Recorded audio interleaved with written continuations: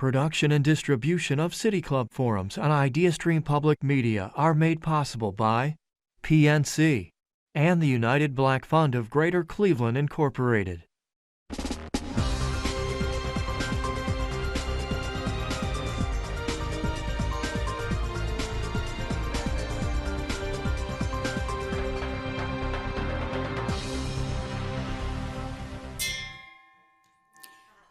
Good afternoon and welcome to the City Club of Cleveland, where we are devoted to conversations of consequence that help democracy thrive. It's Friday, March 22nd, and I'm Anastasia Dimitropoulos, professor in the Department of Psychological Sciences and the director of the Schubert Center for Child Studies at Case Western Reserve University. It is our pleasure to partner with the City Club on today's forum on how to parent, support, and bond with your adult child. Although all stages of life bring their own challenges, being right in the gap between adolescence and adulthood is a uniquely challenging time. Not only do young adults face their own future life choices, but they are confronting the many stressors facing our world and trying to make sense of their place in it. However, our job as parents is far from over. With increasing mental health concerns among youth, advancing technology, and a rapidly changing job sector, the work of parenthood feels very different than it did before.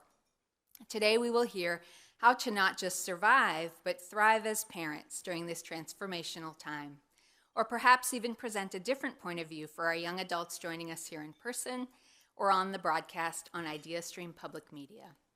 Here to explain it all is Dr. Laurence Steinberg, the Distinguished University Professor, and Laura H. Carnell, Professor of Psychology and Neuroscience at Temple University.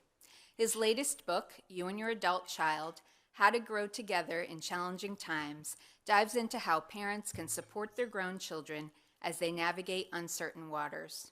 Whether it's post-pandemic mental health issues, climate concerns, global conflicts and wars, attacks on gender identity, racial injustice, or simply leaving home to make their own way as an adult, Dr. Steinberg brings a lifetime of experience in adolescence and emerging adulthood. Moderating today's conversation is Dr. Lisa Damour, author, psychologist, and senior advisor to the Schubert Center for Child Studies at Case Western Reserve. If you have a question for our speaker, you can text it to 330-541-5794. That's 330-541-5794. And the City Club staff will try to work it into the second half of the program. Members and friends of the City Club of Cleveland, please join me in welcoming Dr. Larry Steinberg and Dr. Lisa Damour.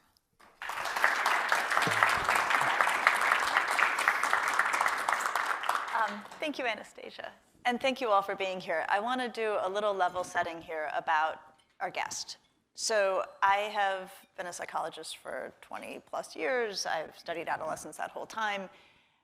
Dr. Steinberg's work, and Dr. Steinberg, it's the preeminent work in adolescent psychology in the world.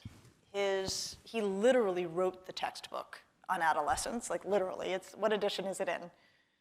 Working on finalizing the 14th. Okay.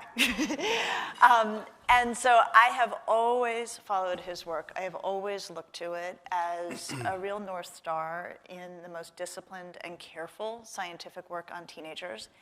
And then it has been my happy accident that in the last couple of years our work has brought us together. And so I have claimed Larry as my friend and mentor, whether you want to be or not, because it's an enormous honor to get to be in the same room with him as someone who has followed your work all along. Okay, so then you did us this giant favor of taking all of this experience and all of this knowledge and putting it into this fantastic book about raising people over the age of 20 or so. And so I want to start with, it's such a basic question, but I find it useful. Why did you write this book? I wrote it because I was asked to write it. And so I'll tell the story because I think it does instruct us as to what's going on out there. As Lisa said, and I'm a huge fan of Lisa's work, so thank you for that introduction. I have worked in the field of adolescent development for my entire career. And I got a call one day from my editor, who said that he had been approached by AARP, some of you may be AARP members, because AARP had been hearing over and over again from their members that they were having trouble being parents of adult children. And AARP, for those of you not familiar with it, is an organization that supports and advocates for people who are 50 and older. And so they have a lot of parents of adult children, because that's the age you are when you have adult children. And there was nothing out there. And they wanted some help and some resources. And I was asked if I'd be interested in writing the book. And my adult child actually talked me into it. He's in publishing. And I said to him, I've only written on adolescence. I don't know if I can do this. And he said, oh, you can do it. And so I went ahead and said yes. And I wrote it. And as maybe we'll talk, I learned a lot while I was writing it. As the parent of an adult child going through these issues at the same time that I was writing about them. So I think that we're in uncharted territory for reasons that I'm sure we'll discuss. The world has changed, young adulthood has changed, parents have changed, and nobody knows what the rules are. And I wanted to help people think about how you make those rules for your family. Okay, so picking up on what you said about think about, one of the things I so value in this book and your work is that you avoid prescriptivism. You don't tell people what to do, but you tell them how to think about it, and you come at that from a really deep bench of having considered these topics yourself. So just to get right down to it, say that your 20-something is dating somebody you can't stand. How do we think about that? Well, I think the first thing that you should recognize is that the likelihood that this person is going to become your daughter or son-in-law is probably pretty low, because the age of marriage has been creeping up quite continuously since the early 1950s, and most people, particularly people that have gone to college, are not getting married until well into their early 30s today. And so the likelihood that the 20-something that your child is dating is going to become that person's spouse is pretty rare. So don't panic would be my first thing to say. The second thing to say is to sort of check your gut as to what it is about this person that you can't stand. Are they qualities that you think endanger your child's welfare, well-being? Or is it a matter of taste? And if it's a matter of taste, I don't think you say anything at all. You just pray that it's going to run out before they get to marriage. But if it's something that's really serious in this person that makes them dangerous, I think if your child has been dating them for a while, it's okay to have a talk about that. And it could be a talk, that says, I've noticed that this person has a very bad drinking problem. And that can be toxic to a relationship. And I think you need to have a conversation with this person and say, unless you get help for this drinking problem, we can't stay together. So I think first, sort the things that you don't like into the things that you have to talk about and things that you just can turn your nose away from, and then decide how to go from there. And what I love about what you did here and in the book is you give the broad framing, and then when it does come down to it, you do offer language. Because I think so much we get up to that moment and say, okay, I need to say something, but what? And here and in the book, you do such a beautiful job of scripts like that can be adapted to the moment. Yeah. Okay, say that you don't have such wisdom and you just step in it and you say something that you shouldn't say. You do weigh in on a taste matter, and it really harms your relationship with your older adult kid. Like, say that you're now in a moment that's very tense and unpleasant with your older adult child. The relationship has sort of gone south. Then what would you say? Well, you've probably had a lot of experience stepping on it, before this. And I think that all children, certainly by the time they're teenagers, course, by the time they're young adults, understand that we make mistakes. We say things that we don't necessarily mean, or we say something impulsively.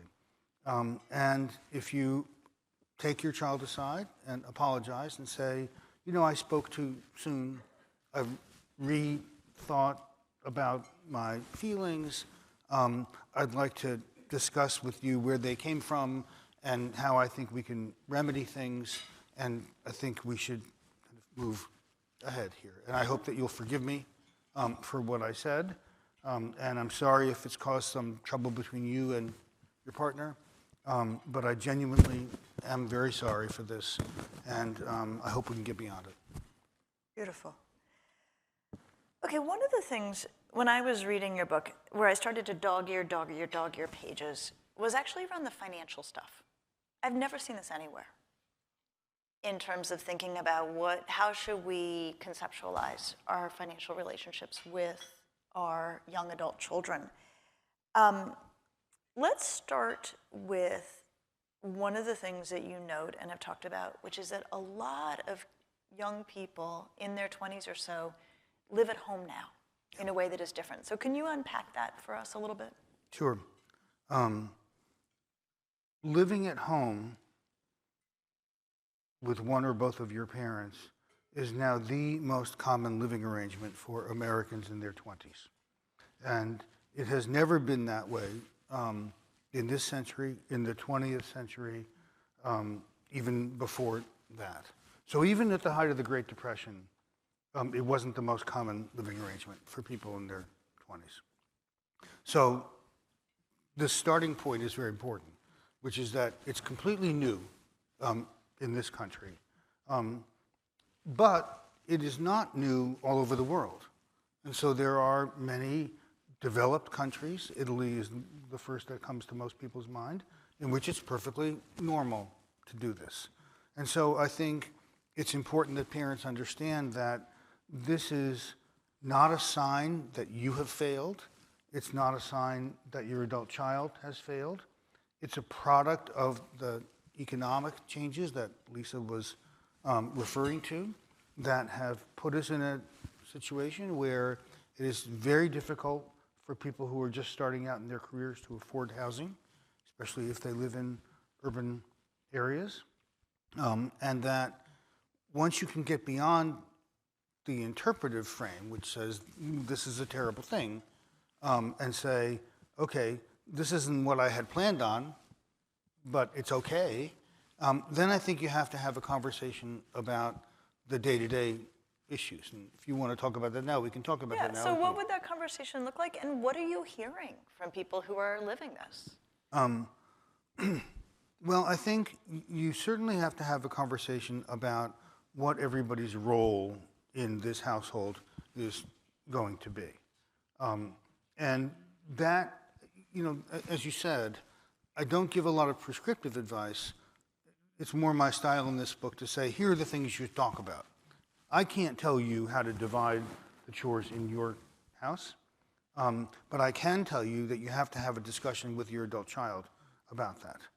My own preference would be to make sure that your adult child is a working member of the household and not someone who's treating the home like a B&B that they're staying in. And that means helping out with the running of a household, with the cleaning, with the shopping, with the snow shoveling, et cetera. The second major issue is to understand that it is not good to replicate the interpersonal dynamics that you got used to when your child was a high school student living at home. They're not a teenager anymore. Yes, they're still your child, but they're not a child. And I think you should need just to be aware of that. I'm not sure this prompts an initial conversation until something troublesome happens, but I think as a parent, you need to be aware of that. The third topic of conversation is how your adult child is going to pursue adult activities like sex or drinking or things that they've gotten used to when they've been off at college in your house, right? Let's just say it bluntly. that everybody's going to be uncomfortable with your adult child having sex a couple doors down the hallway from your bedroom. I mean, they're just as uncomfortable about it as you are. But I think it's unrealistic to expect that a sexually active person in their mid to late 20s is going to be abstinent just because they're living at home. And I think you have to have a discussion about discretion and manners and how you're going to treat each other's private lives. And the same thing goes for drinking, smoking marijuana, which is legal in lots of places now. And your child has been used to doing these things. And you want to find a way of, you can say, you can drink, but we don't want to see you intoxicated. You can smoke marijuana outside the house. I mean, whatever the particular rule is that works for you. And then the last, and I think this is the one I hear the most about, is the extent to which you are going to monitor your young adults' day-to-day behavior to make sure that they're acting in a way that's okay with you. Now, in some families, this means, I don't want you sitting on the couch watching television all day long when you should be out looking for a job.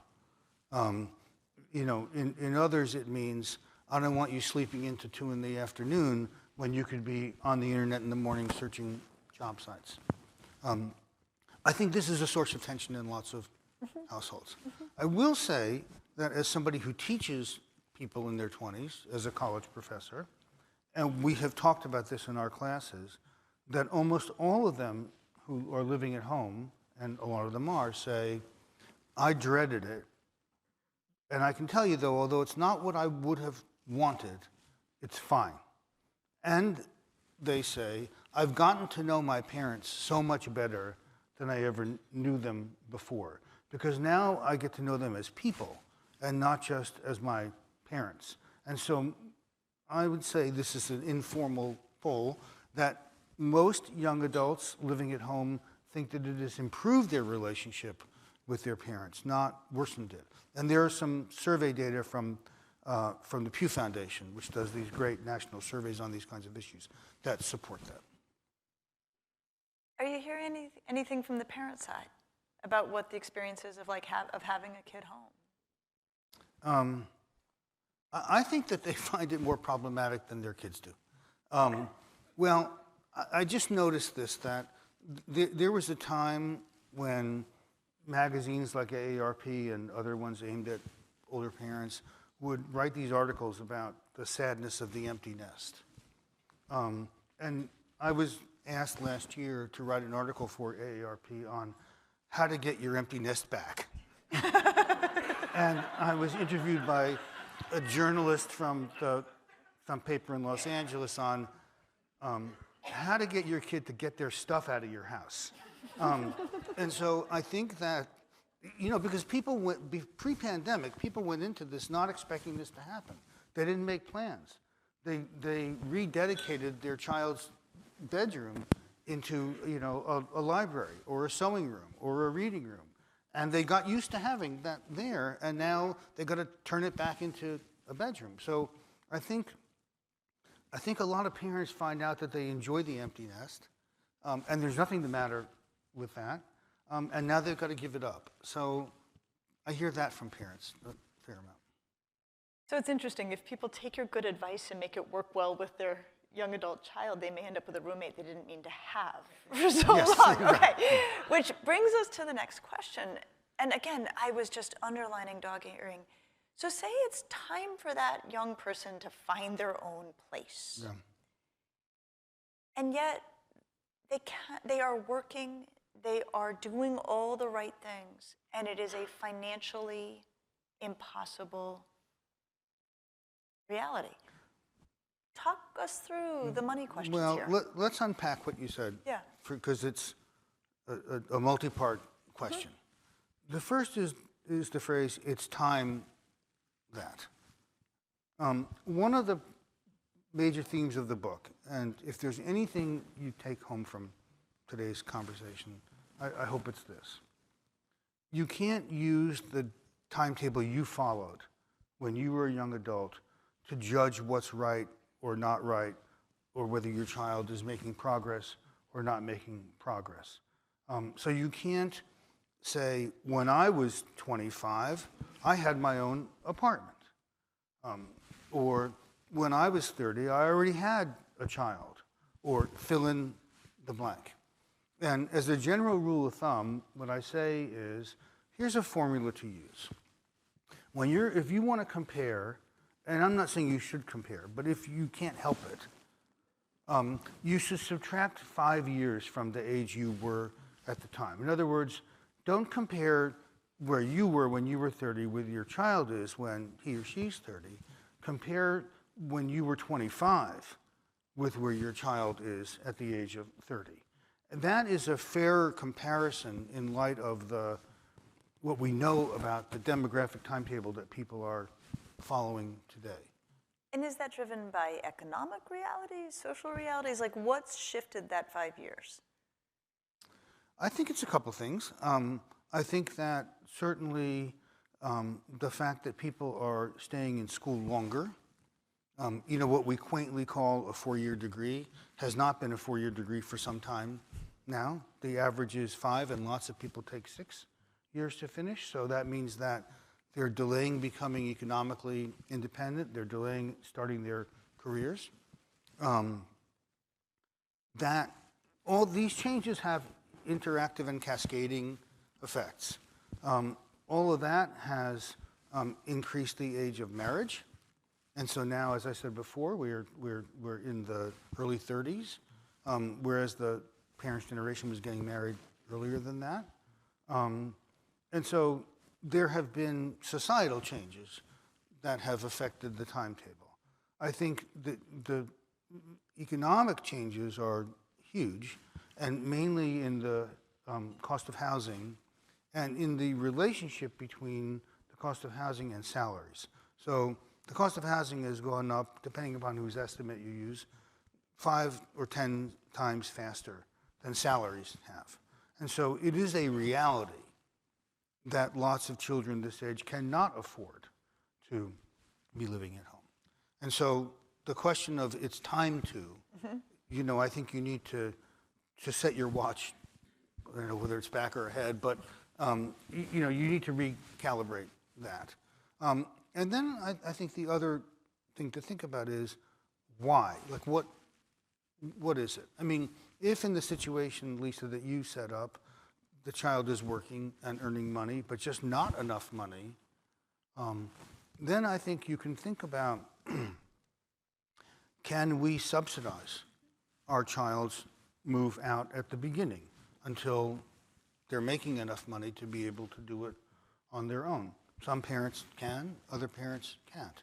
If the problem is that you're living together, it's an economic necessity, but you're not getting along, then I would revisit those questions that I raised at the beginning of our conversation about household responsibilities, about personal choices, about the parent monitoring the child's activities. Okay, so then back to this framework we've set. The young person is working, they have a job, maybe they want to move out, maybe their folks do want them to move out, but let's say that that is now imminent. But money's an issue. If the parents can afford it, do you think they should offer financial support? Let me first say what can afford means. Mm-hmm. It means that the amount, if you choose to, that you're going to be giving or lending your child doesn't threaten your retirement and doesn't threaten your health and well-being. I think you have to protect that aspect of your own financial status.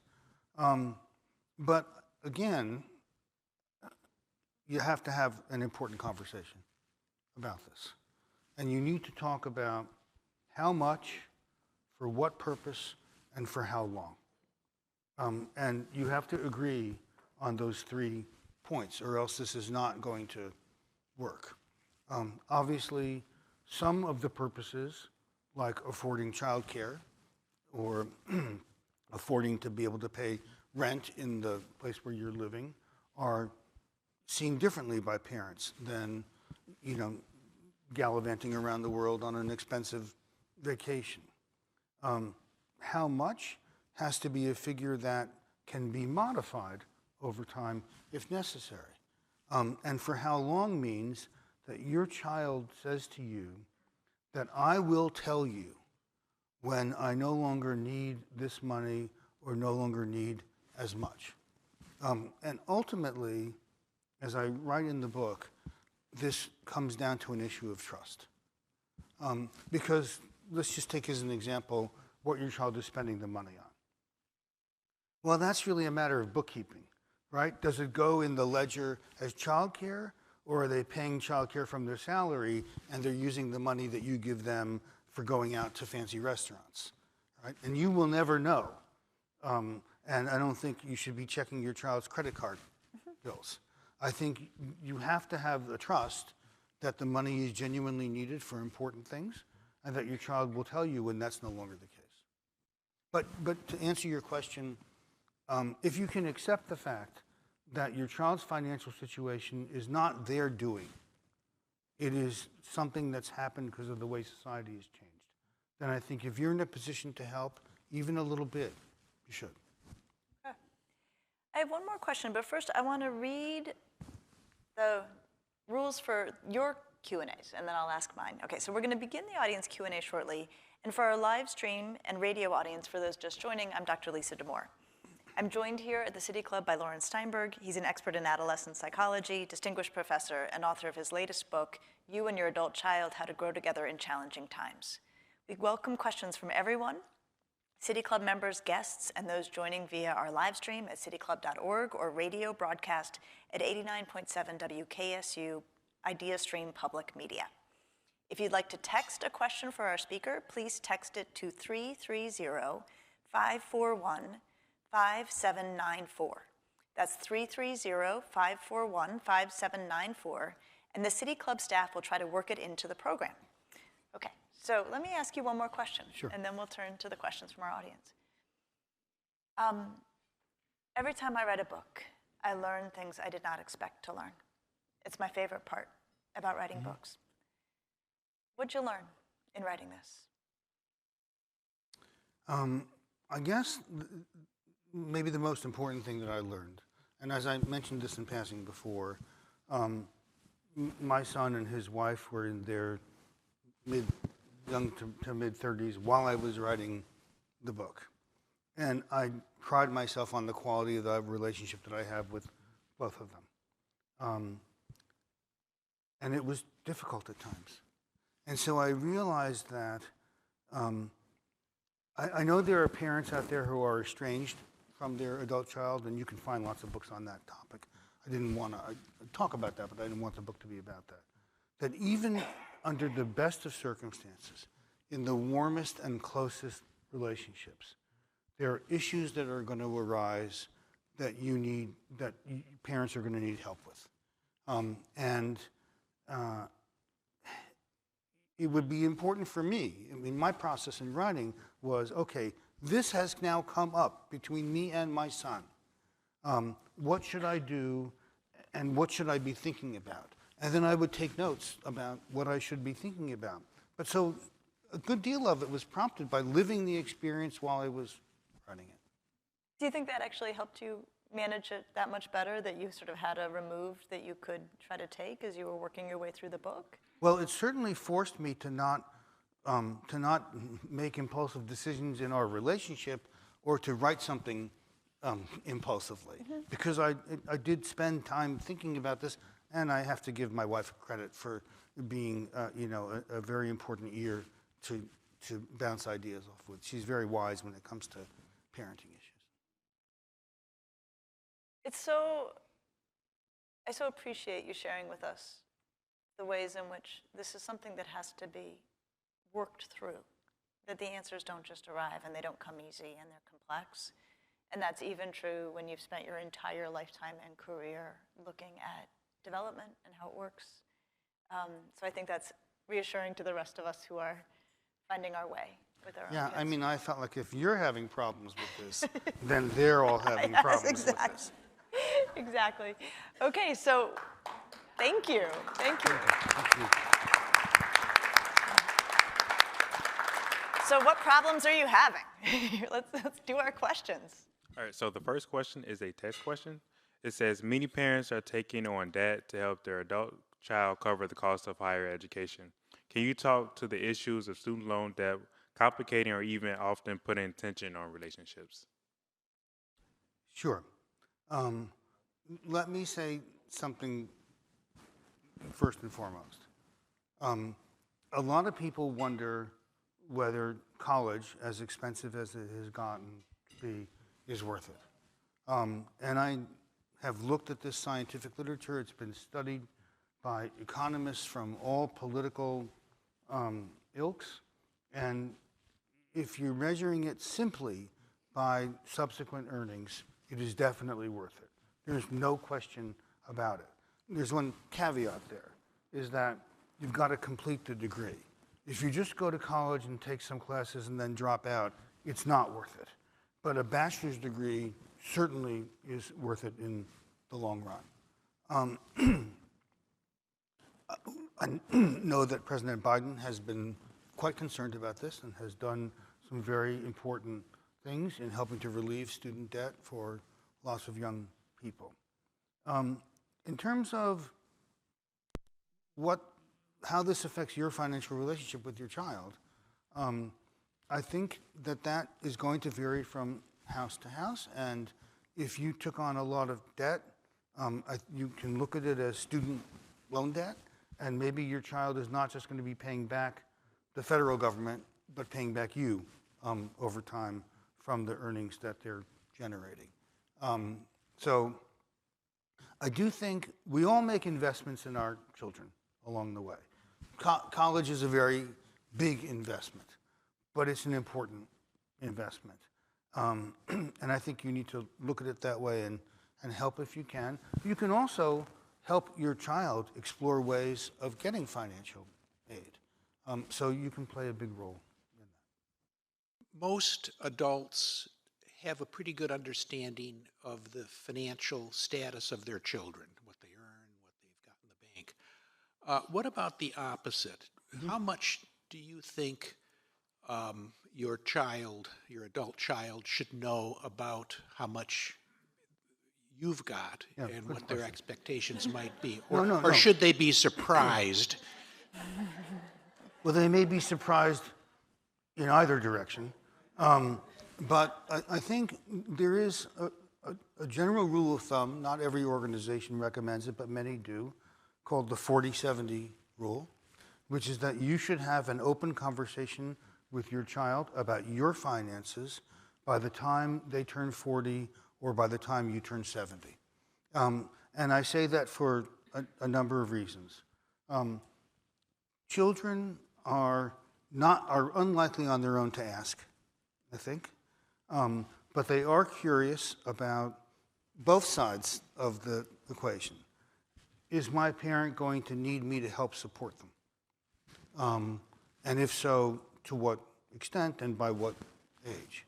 But they also may be thinking, am I going to inherit anything when my parent passes? And they probably are also thinking something in the middle, which is my parent in a financial state now where it's okay for me to ask for help? So I think it's good to open the books. Not everybody feels comfortable doing that, but I think it prevents a lot of unfortunate surprises down the road. I'm curious whether you see any similarities. You've talked about adult children moving back in with parents. If you see any similarities between parents moving back in with their adult children in terms of questions that need to be asked and things that need to be considered. It's not something that I've thought a great deal about, largely because it has become less common in America over time, And I think, and I'm not sure about this, I'm just speculating, that in a lot of those instances, it's because the parent has become ill or infirm in some way. And I think that casts a whole different light on this, on this topic than children moving back home with their parents. But I think at some level, there are going to be issues that are common, which is the need to have a conversation about how you're going to live together and not go in just assuming that you're going to figure things out as they unfold over time. And so much of your book is really like, you need to talk about it, right? That's really, I think, the overarching guidance is that these things aren't just going to sort themselves out automatically. Yeah. And maybe this is my bias as a psychologist, but I think that when you're having a problem in any relationship, in any close relationship, the first place to start is by talking about it.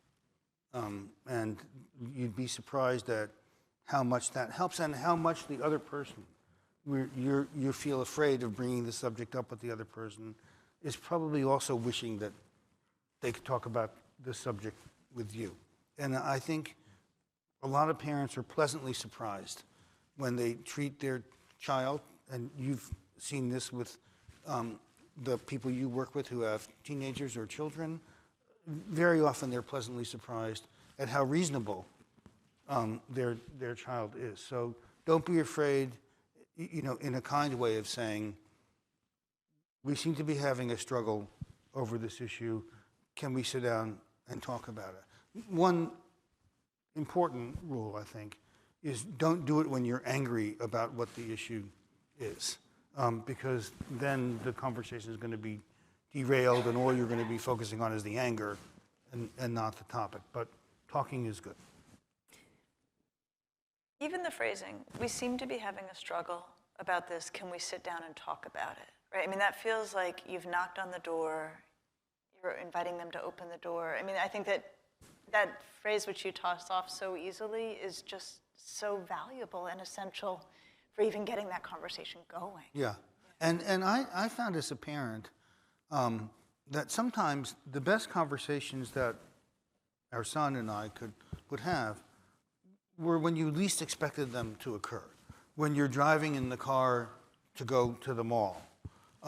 When you're saying goodnight to them and the lights are dark, so it's kind of like a psychiatrist's office where they're lying down and they're not looking at you face to face, and they can bring up something that's important. So it's not going to happen when you're having dinner, because you know what that's like when you say, how was school today, and they say, fine. I mean, that's the worst possible time to try to have this kind of conversation. So look for opportunities when you're getting along and doing something that is going to lend itself to people being open and honest with each other. We have another text question. It says, let's talk about millennials.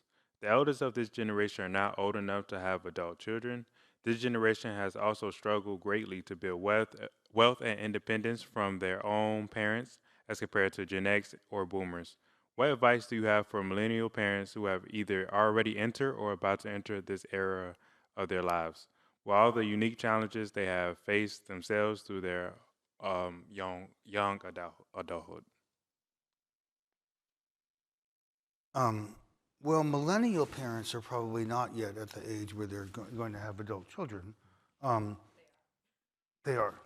Okay, all right. My calculations are off. Well, I would say that some of these issues are inherent to the developmental stage that you and your child are in. And just because you grew up at a certain time, whether you're a boomer or a millennial or whatever, doesn't mean that you're going to be exempt from them.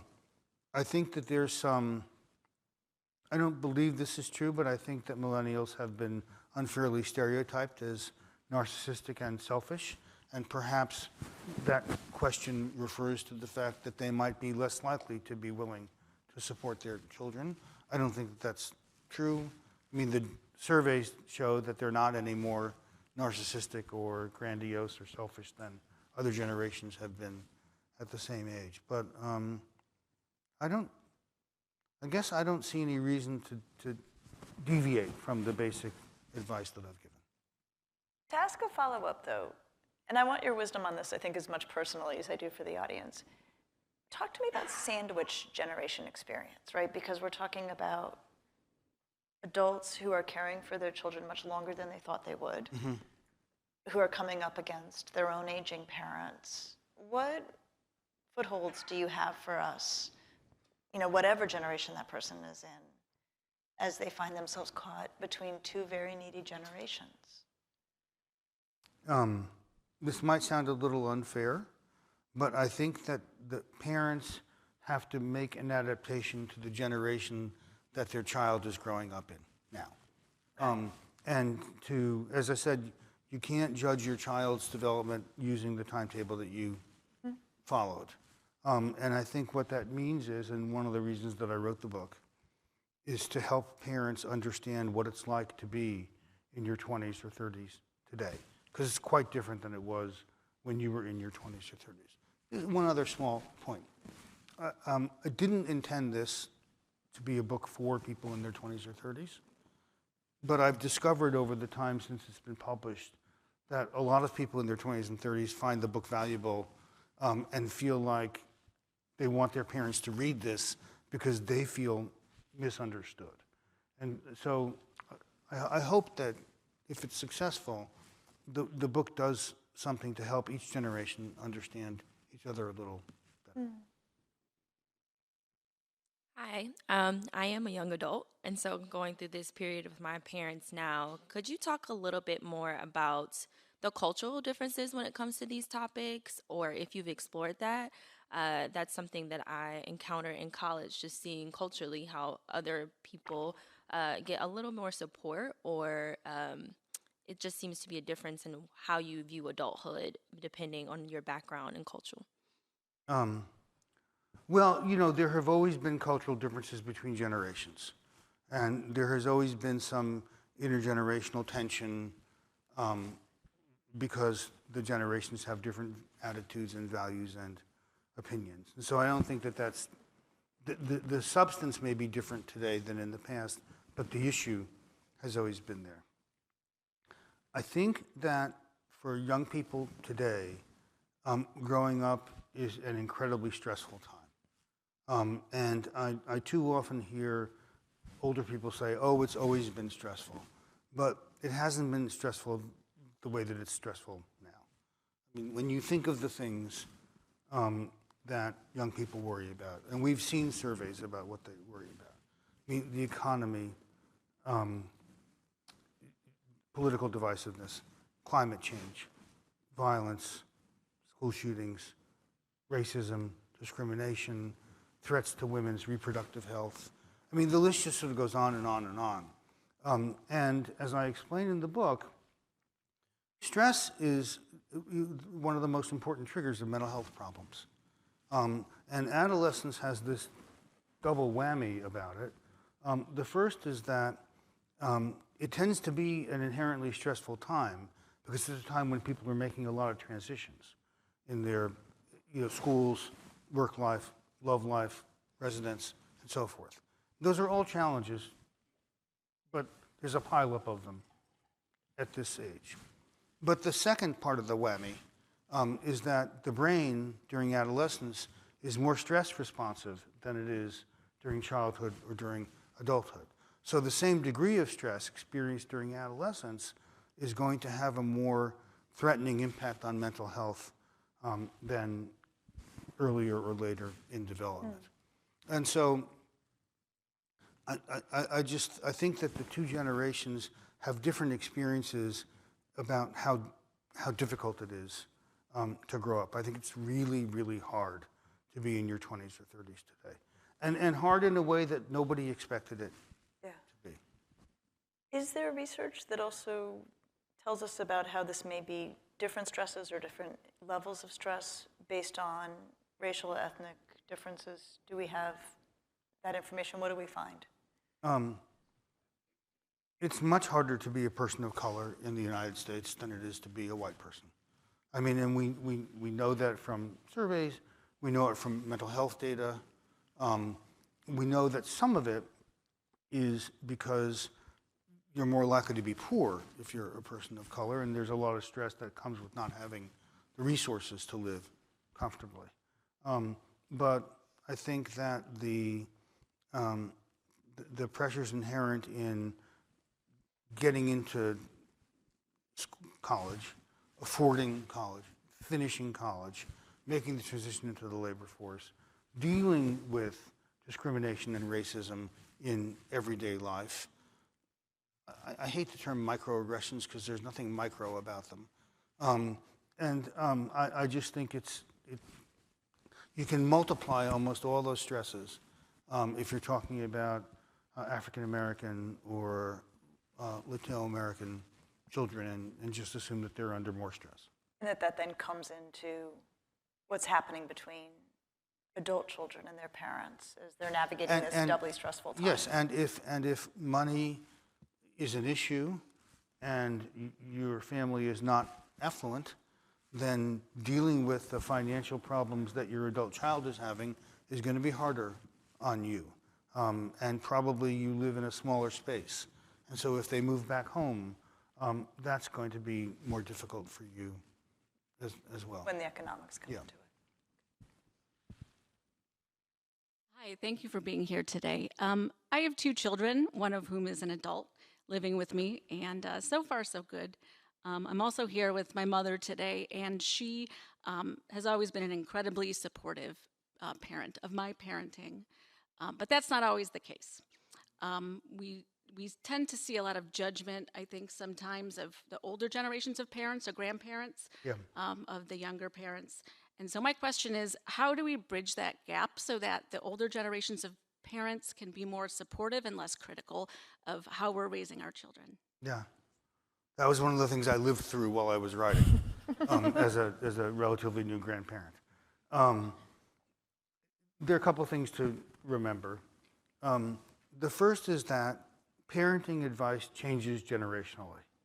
And so if you're a grandparent and you don't like what your child is doing in raising their children, you have to remember that they're probably following the advice that they're getting from their pediatrician and following the tips that they're getting from their friends and following the guidance that they're getting from the gurus of the moment when they read their books.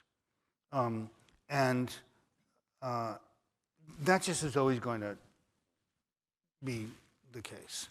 The second thing is that, I think you'll agree with this, is that there are many fine ways to raise children. And probably the things that the grandparents are critical of don't really make much of a difference in the long run. One thing that's really wonderful about human beings is that we're born with an inborn genetic program that makes us develop. And that program has been around for a long, long time. And your child is probably going to be just fine. That doesn't justify, at the extremes, right? Abuse, trauma, terrible for children. But the day-to-day variations that grandparents may criticize their kids on probably don't make a difference. And then the third and most important thing is that being a new parent is very, very difficult. And it's very, very stressful. And the one thing that you need as a new parent is to feel confident and competent. And nobody can make you feel more confident or competent than your parent telling you what a great job you're doing. And so I would say to grandparents who don't approve of everything their children are doing as parents, keep your mouth shut. No, seriously. And go easy on the criticism and go heavy on the compliments. And the best thing you can do for your grandchild is to make your child feel more comfortable and confident in this new role. Love that.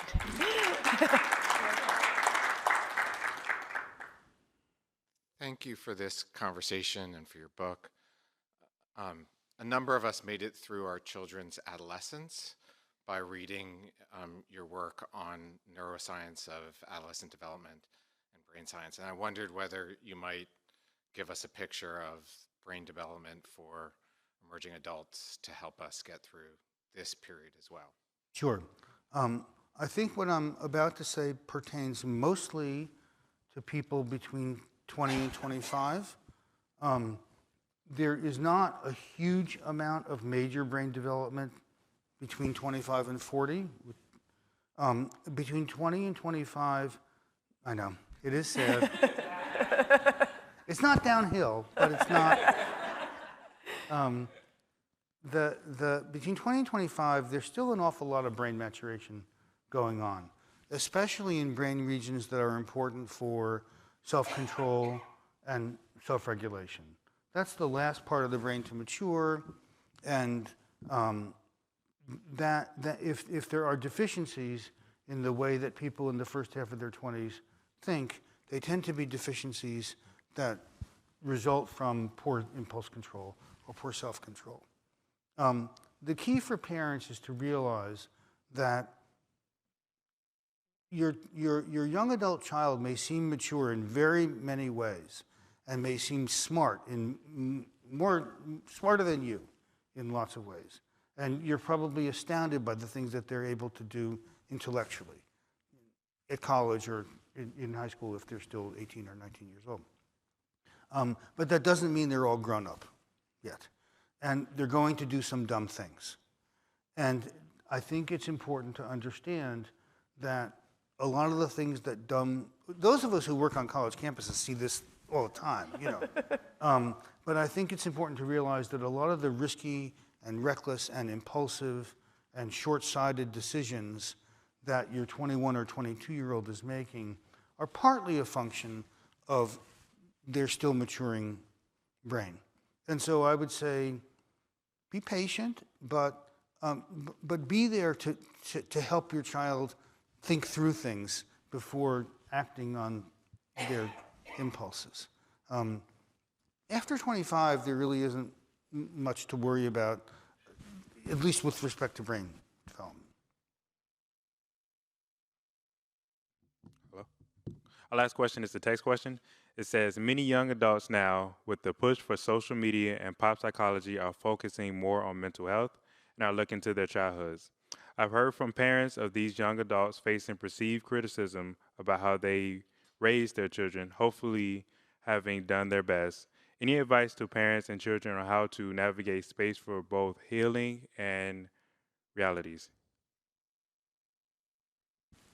Was the last part of the question? I think it's about, as young people there's, the next social media trend is, it sounds like right now, being critical of one's parents for real or perceived missteps in one's own childhood. How do we help adults navigate this in a way that is compassionate and also realistic? I think it's almost cliched that people go through a stage in late adolescence where they attribute all the problems that they're having in their life to the way that they were raised. And sometimes they may say something to that effect to their parents, which stings. I mean, really stings. I think as a parent, I wouldn't fight it back. I mean, because there's no way you're going to convince their child that that's not true.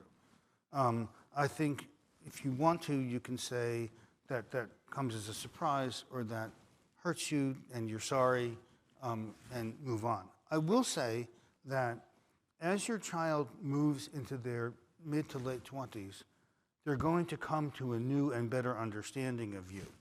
And once they become a parent, a lot of this is going to go away because they're going to realize what a difficult job parenting is. And so I think a lot of young adults report greatly improved relationships with their own parents once they have children. So one way to circumvent this problem is to become a parent as early as you possibly can. So that will help your, I'm being facetious, but that will help. No, but that's a wonderful place to wrap up. Thank you all. Thank you very much, Larry Steinberg and Lisa Damour, for joining us today. I'm Dan Moulthrop of the City Club. Forums like this one are made possible thanks to generous support from individuals like all of you, whether you're here with us in the audience, watching online, watching on television, or listening on WKSU. Our forum today is part of our Authors in Conversation series, which is presented in partnership with Cuyahoga Arts and Culture and the Cuyahoga County Public Library. And we'd also like to welcome guests from the Schubert Center for Child Studies at Case Western Reserve University. Thank you so much for being with us today. Up next at the City Club is next Thursday, the State of the City with Mayor Justin M. Bibb. That will be at the Mimi, Ohio Theater here at Playhouse Square. Tickets are sold out, but the live stream will be available, and it will also be broadcast live on WKSU, so we hope you'll tune in for that if you don't already have a ticket. And then Friday, April 8th, just before the total solar eclipse, I don't know if you've heard, there's a total solar eclipse that's coming. We will be inspiring the next generation of space explorers and scientists with Chris Brown, NASA's Deputy Associate Administrator for STEM Engagement, and Dr. Kirsten Ellenbogen of the Great Lakes Science Center right here at the City Club. If you ever wanted to learn about what it takes to be a STEM professional, a NASA scientist, or perhaps an astronaut, you can join us for that event. That's next Friday. Tickets available at cityclub.org. We've just added a whole bunch more forums at our website. You can check them all out there, cityclub.org, as I said, and that brings us to the end of our forum today. Thanks so much for being a part of this. Thanks once again, Dr. Damour, Dr. Steinberg. This has been great. Have a great weekend, everybody. Our forum's adjourned. For information on upcoming speakers or for podcasts of the City Club, go to cityclub.org.